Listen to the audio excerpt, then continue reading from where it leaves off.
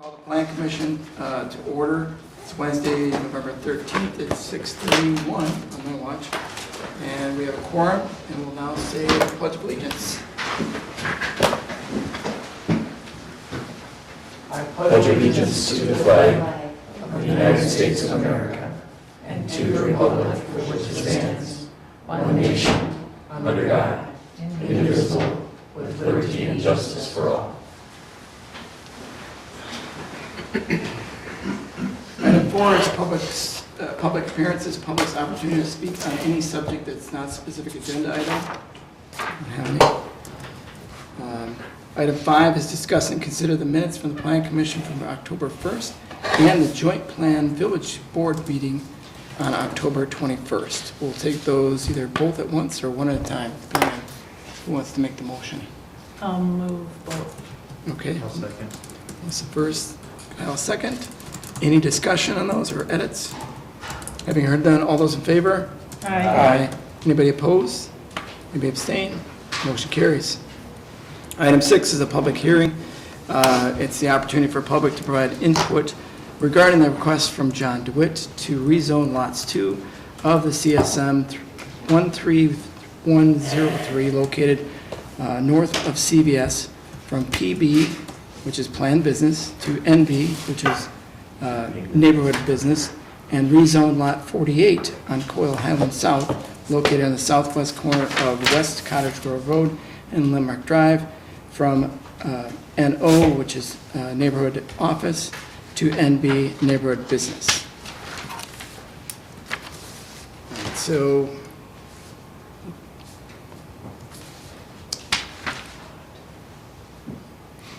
we'll open the public hearing at 6:33. We'll start with the applicant providing some input on his request. Have staff then provide overview. Plan Commission members can ask any questions if they want at that point, and then we'll seek any public comments. And please, if we get a few folks, we'll just limit those to 3 minutes, and you'll need to fill out a form in the back of the room so that we make sure we capture that for the open records. So, John, are you here? You are here, right in front.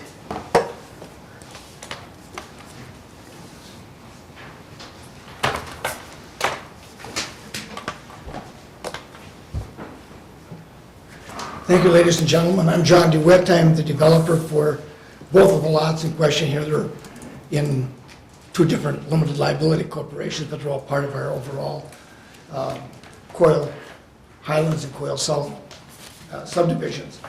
We've asked to rezone these lots because we've had them on the market for a long time. Very little interest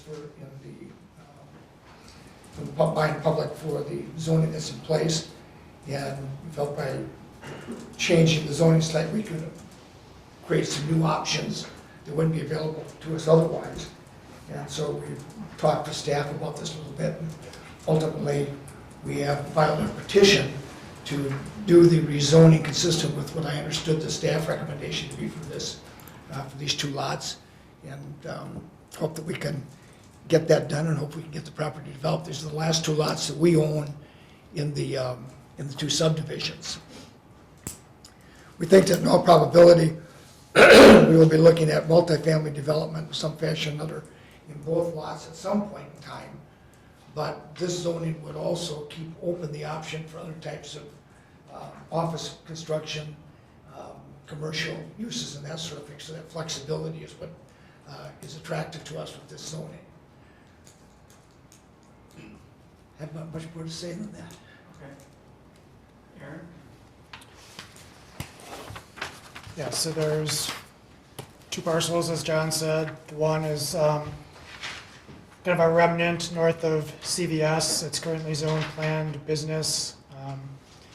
Given it's not fronting BV, it doesn't have access or good visibility. It's kind of at a disadvantage for commercial use up there. You remember a few months ago, I think sometime during the summer, John came in with kind of a concept for possibly how they could do duplexes in there. The switch to neighborhood business would allow those as a conditional use.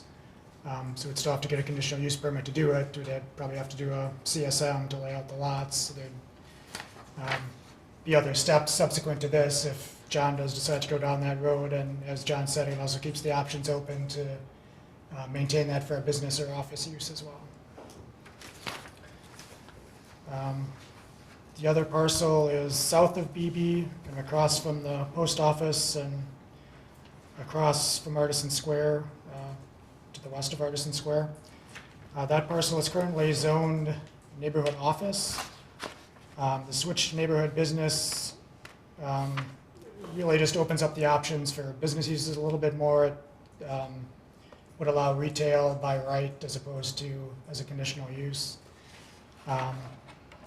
This wouldn't change how any sort of duplex or multifamily on that parcel is allowed. It would be a conditional use under the current zoning. It would be a conditional use under the proposed neighborhood business zoning. If anything is proposed there that's more than a 4-unit building, that would have to come in as a planned unit development anyway. So that would be, again, another several step process.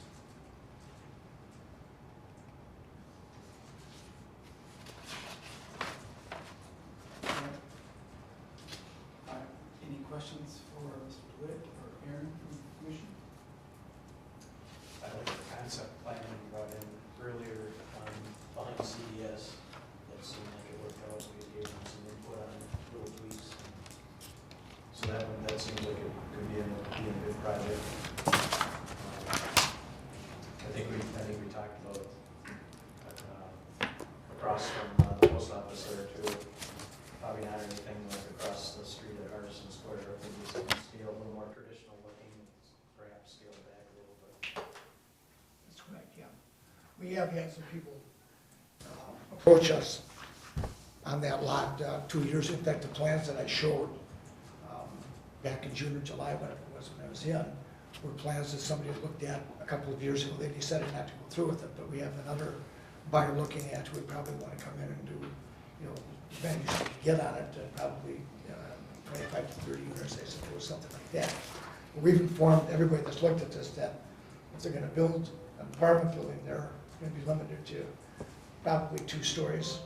And it would certainly be, we'd want it to be much more traditional look because we've had a lot of pushback from the village and people have heard negative comments about the design. They didn't like that. And so we'd want to have something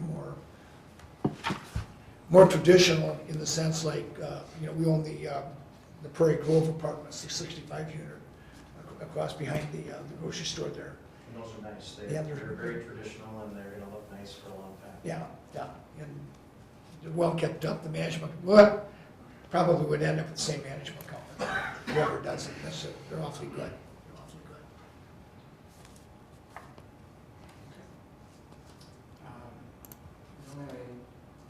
Anybody from the public want to speak on this?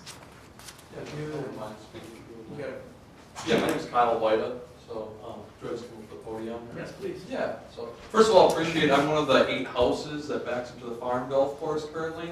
I appreciate the communication about what's happening. That's very well appreciated, and hopefully that continues as we move forward. That I know in some instances I've heard that communication hasn't been good. So when I saw this, I was like, oh, this is great. I have the opportunity to come and speak about it. So one thing I'd like to speak about first is, so we see the concept for the, we're 8 houses that back to the farm golf course. Obviously that's for sale at the moment, and we've talked about concepts on what that's going to look like behind us. Right now we're zoned for multifamily behind us, as well as multifamily now across the street from us, right? So I just want to keep that in mind and in consideration when we're thinking about this planning commission, these 8 homes that are on a golf course.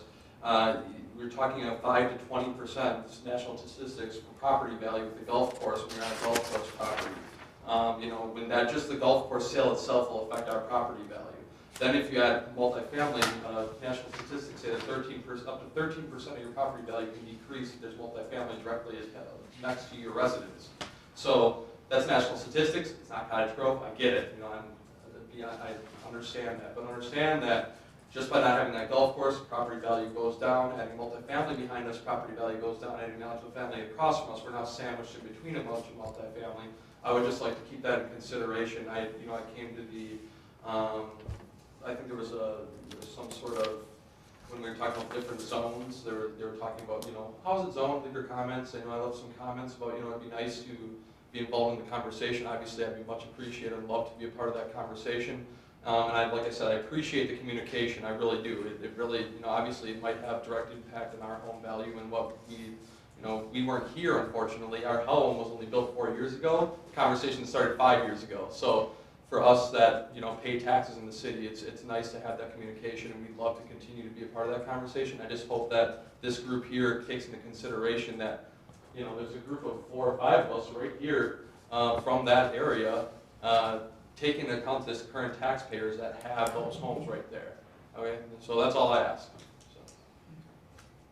And just out of curiosity, neighborhood business, is there any chance for it being single family, or is it pretty much out? Would be a permitted use. Okay, it is a permitted use, but it's I think unlikely that we'd sell for it's that. unlikely, right on BB that's. So then that's more of a reason to consider these eight homes and other people in this neighborhood that might have their property value directly impacted, so. Thank you. Do you want to, if you filled out a form, we'll take it so we can capture. Is that what you have, or you? Oh, no, this is just the meeting agenda. I didn't have to fill out a form. Can you grab one of those in the back? Yeah, sure. Yeah, thank you. I would like to speak to you. All right. Virgil Cassis, living 700 Core Crossing, not far away from those apartments coming up, which you call affordable, I call low income. If you put different tag on words, doesn't mean it's not low income apartments. As I remember from first time meeting, every neighbor around it filled up saying, we don't want those apartments. Somehow, you got different results from that. You got like half want those apartments. Just go and ask every neighbor. They would say, no, we don't want. We already have few duplexes on end of street with rentals and bunch of cars apart, flat tires. It's broken, you know. What's going to happen? Another 100 people going to move in. It's going to be disaster. And Melissa, I watched on the news. You said present that board doesn't have any choice to vote anymore. They need to vote for that development. You said this development needs to come in. You said on national TV. So what's happening? You don't have any board, it's nothing now. Neighborhood is nothing. Why are we coming here? It's just joke, you know, if you don't listen us. And you cannot even vote against Melissa, what she said on the news, because the county going to be against you. Thank you. Thank you. This is a different development than that. Yes, it is. Can you speak to that? It's a different development that the gentleman was just referring to that has not even been brought, only a concept plan to this commission. We have no details whatsoever from that particular development. That is actually across the street from Mr. DeWitt's property. Okay. So you'll have another opportunity to come speak at some point on that particular development, but it's unrelated. Sorry, I'm just emotional. No, your opportunity to speak, so. I have a quick question about filling this form. So I'm not really for, I mean, there's really nothing I can do about this zoning change, right? So I guess I'm not really for or against this. He's just trying to sell his property. I'm just want to consider the fact that the one behind us right now is conceptually multifamily behind us. So, I mean, do I just leave it blank or? Yeah, you can leave it blank, and again, Okay, just that will be out of another curiosity. public hearing at some point, because that's Okay. different property owner, different developer. Yep. We just want to make sure we capture your name in the meeting minutes. That's why we've asked you to fill out the form. And I assume the communication would be the same? Same type of communication, yes, it would come. Perfect, I appreciate that, thank you. I'm Nick Penderson, I live at 702 Court Crossing. So I guess what Virgil was speaking about, I was just kind of curious.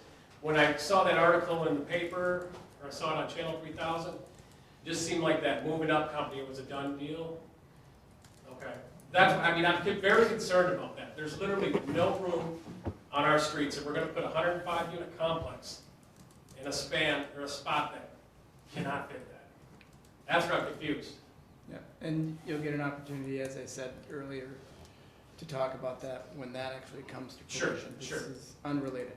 Okay, so the property that Mr. DeWitt was trying to sell, though, is the one right by CVS. It's behind CVS is where. Okay, so it's not the field right by, No, it's behind it. okay. If you're going down Damascus, it's that big lot there, and then the lot corresponding to Artisan Square. Okay, just, I was really confused with the letter I got, I wasn't 100% sure. Like I said, I just feel really frustrated with this whole process. I've been in Cottage Grove 9.5 years, and I never really expected to. So this is where. Okay. Yeah, that's where I'm confused, I just see the, okay. I don't know, I just feel very frustrated at the whole process, because we've been here 9.5 years, and to see it go from the zoning to change it like that, just doesn't make sense. I feel like even it hasn't been talked about that area, but I know it's coming.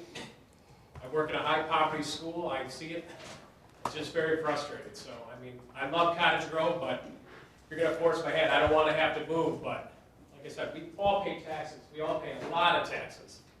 And we spend a lot of money to live here. So I want you to listen to us and think about that before you make these decisions. Just because it's not by your house, doesn't mean everybody's for it. Okay, thank you. Yeah?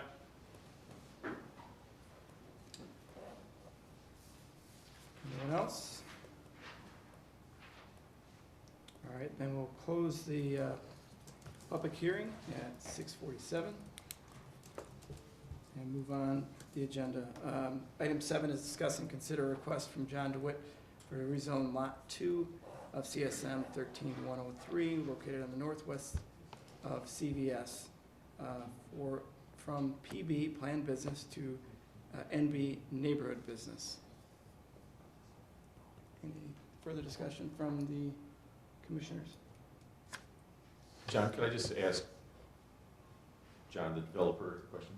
Yes. John, are these two properties under any deed restrictions? Are these the ones that have deed restrictions, or is it some other? They all have deed restrictions. Okay. We are the architectural review committee. Okay. So we've got the ability to limit things, we've got the ability to waive things. So you and Bruce are the. That's correct. And it's just images.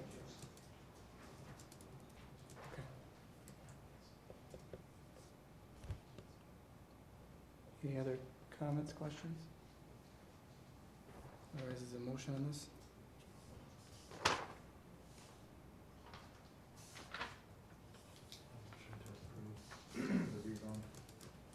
Motion, is there a second? I'll second. Motion second. Any further discussion? Having heard none, all those in favor? Aye. Anybody opposed? Any abstain? Motion carries. Item 8 is discuss and consider a request from John DeWitt to rezone Lot 48 in Coyle South, located at southwest corner of West Cottage Grove, Greenland Drive, from neighborhood office to neighborhood business. Motion and second. Any further discussion? Having heard none, all those in favor? Aye. Anybody opposed? Aye. Motion carries. Update status on conditional use permit for Ferris Brothers Auto located on 212 West Cottage Grove Road. Aaron? Yeah, just a quick check-in. The brothers have been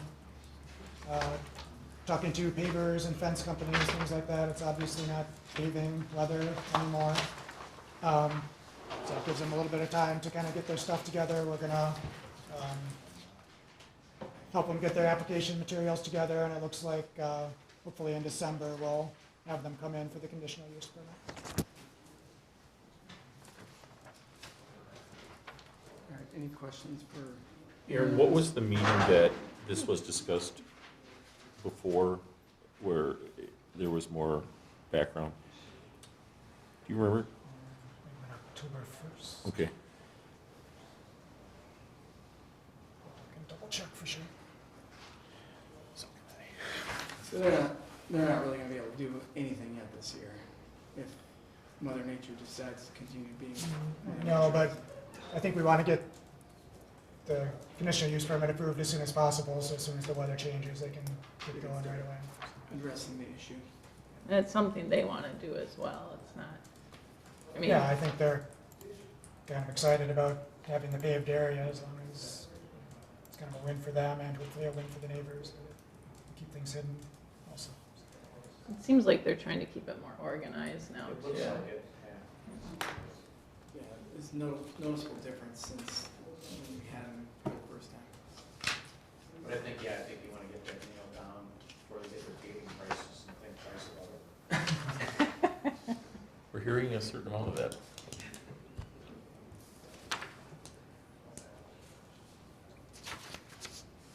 So that, at some point then they'll come before the plan commission, right? For the Yeah, good. conditional use, For conditional yes. Yeah, use. so that could be as soon as December. Okay. Yeah, it says at the October 1st. October. Okay. All right, item 10 is discuss and consider additional single-family resident zoning district. And this is Aaron again. Again, over. Everybody left too soon. John left his glasses. Well, he'll be back. Maybe. They're reading glasses, maybe not. I don't want to Pretty drive. thick. I don't know if you guys follow City of Minneapolis, they actually did away with single-family zoning entirely, so that was pretty, Oh, wow. and they're the first city in the country to do that, so. What was Some the- interesting What was the reason? they're looking to do much more density everywhere, so, Okay. yeah. You know, they had, way back, they were like a big thing about having bike trails and all that through the Aw. neighborhoods, so more open spaces. Cute. Is that on the agenda? Going through your vacation. Vacation photos. That's okay. That's catching on. There is a staff report on this as well. You recall in the comprehensive plan, we put a policy in to at least consider adding a new single-family zoning district, not replacing the one we have, but in addition. That would allow for smaller lot sizes.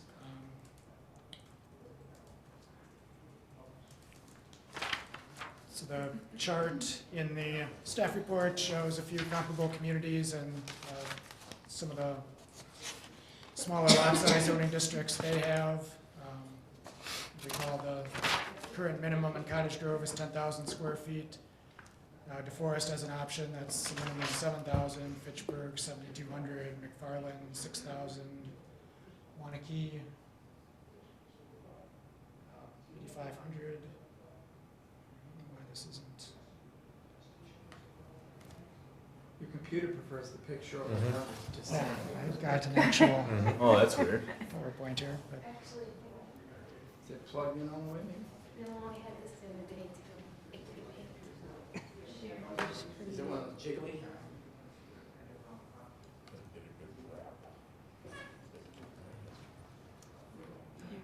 What's your dog's name? Val. Val. Oh. Oh, there you go. Yeah. She does it all. Other duties as assigned is what it is. I just experienced it the other day. Yeah, so with these minimum lot sizes, it can be kind of hard to visualize what that looks like on the ground. So looking at a few of these examples for DeForest, the darker orange. And the zoning map here is their 7,000 square foot district. Probably the best way to look at it would be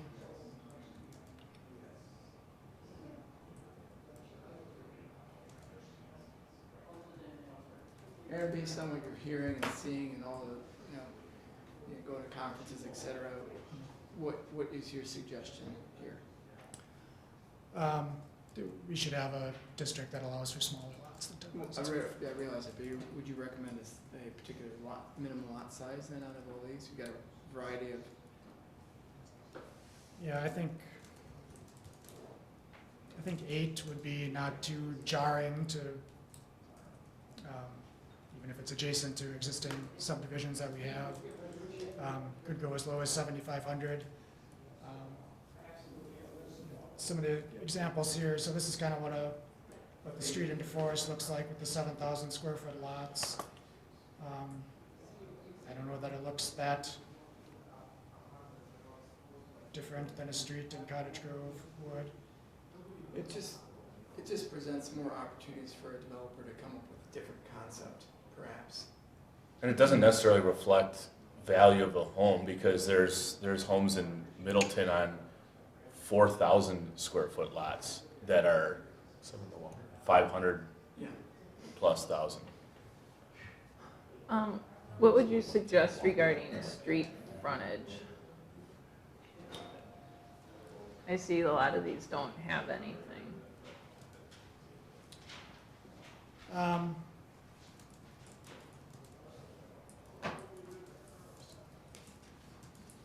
I think 70 is reasonable. That would still allow for driveway. 70 for street frontage? Our minimum is 50. Minimum width. Oh, okay. The frontage is less important. If it's a rectangular lot, it ends up being the same. It's more the wedge-shaped ones that you Oh, can. okay. Because I've seen some, I guess that's, I see street frontage, got it. I was thinking the setback, Yeah, that's that's what I was thinking. so could you get a vehicle in between the sidewalk and the garage door, perhaps? That's kind of what I'd like to see for a minimum, that, So people aren't parking on the sidewalk interfering with that. Well, because they're they- gonna park there. Well, but there's also concepts where there's alleys in the back. Oh, yeah. So then you have the Yep. front of the house right at the sidewalk then, and the parking in the back. What?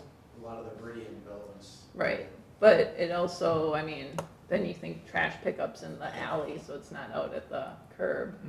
I mean, those aesthetics are nice. And you can have It's better, kinda like a lot of old neighborhoods are Yeah. like that. right. So And this is sense of community then too, because you can have like a block party in your backyard. So this is a Viridian neighborhood. It's city of Madison, but right across the street from McFarland off of Sickle Cow Road. Yep, there's your alley. Melissa. Yeah, so this is, Yep. these lots are quite a bit smaller yet, about 5,500 square feet. When you get down to that size, you almost have to have the alley, because you don't really have the lot size to get a driveway in. We'd also have to change our subdivision ordinance, because that doesn't allow alleys. Oh, Um, all right.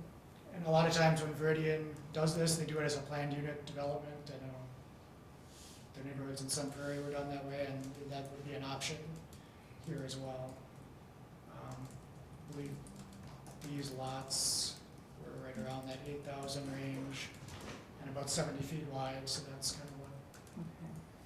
Well, I'm not saying like that, I want that for Viridian to come in. I know there's other developers as well that do that type of thing. Yeah, I think for a standard district, I think we'd want to be in that 75 to 8 range, and then the planned unit development is always an option if someone wants to do something more creative. Usually those smaller lots are in exchange for more open space. And the benefit of having a smaller lot besides being able to have more affordable lots, or because they're smaller, is also then smaller lots mean smaller houses, generally speaking. And I was going to say something else and I lost my train of thought, but If they're narrower lots, you get more lots for the same length of right. sewer pipe. That's what it was, yes, infrastructure, it helps with, even with the setbacks if they aren't so far. And you hear from many younger generations preferring less maintenance, yard maintenance, and then also And then also, you know, on the older age range too, if they wanna downsize, get to a smaller lot, but they still wanna own a home and property, so less yard. Well, again, it's just a minimum. Somebody could come in and say, you know, we Sure. want to put in 15,000 square foot lots in a particular area that makes sense because there's a lot of green space and wetlands or whatever else that they need to get around. But it does allow the village more flexibility, and I think that's where I'm leaning. And if increasing, I'd rather increase density that way than I would with more big, large multifamily. Yeah, and again, this doesn't have to be everywhere, it's not gonna be the new one residential district, it's just kind of places that we think would make sense. An option. Well, 75 or 8,000 puts us kind of in the middle of the comparables you have here. So that seems reasonable to me. I'm gonna have to decide that today, I'll have to go back and rewrite that section of the ordinance to bring in and review and public hearing and things like that. And you can adjust the number slightly. Yeah, so I just want to kind of show some examples of what the different sizes look like, so you can kind of visualize it a little. Would we change our landscape ratio, or would it stay the same?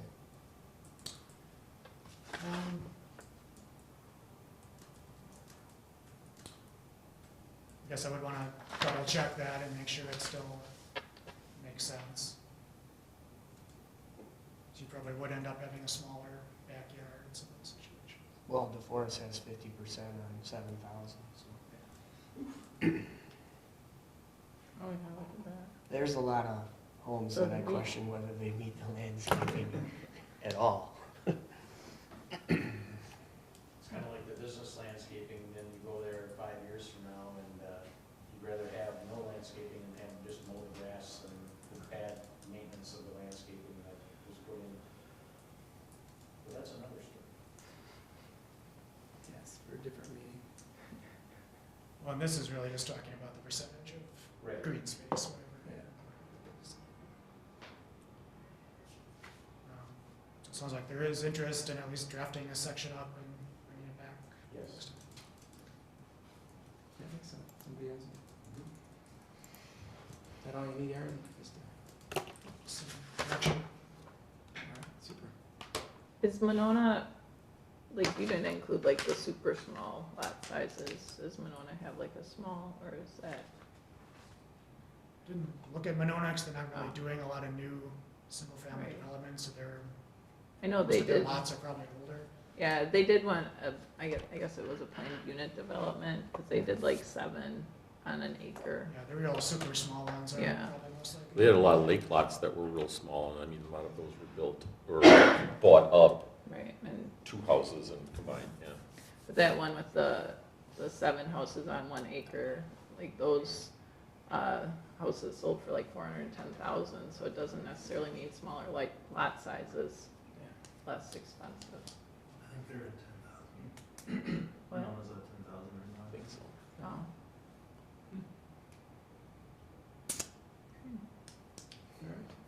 All right. Item 11 then is future agenda items.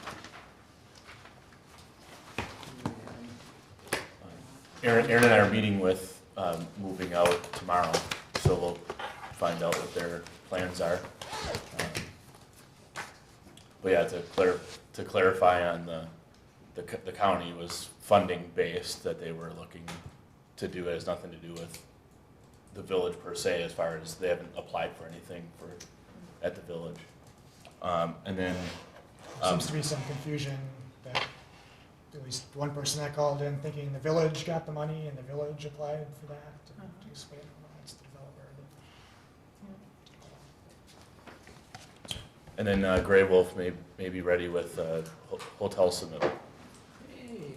So- And Sean, our parks director, is going to come in with their site plan for new shelter and splash pad and everything. The single-family zoning category, possibly the Ferris brothers. That's what I know so far. that'd be on December 11th. Yes. Second Tuesday or Wednesday. All right. And we'll move on to adjournment. Anyone shout on that? Motion to adjourn. First, is there a second? Second. Is there a second on the video? All those in favor? Aye.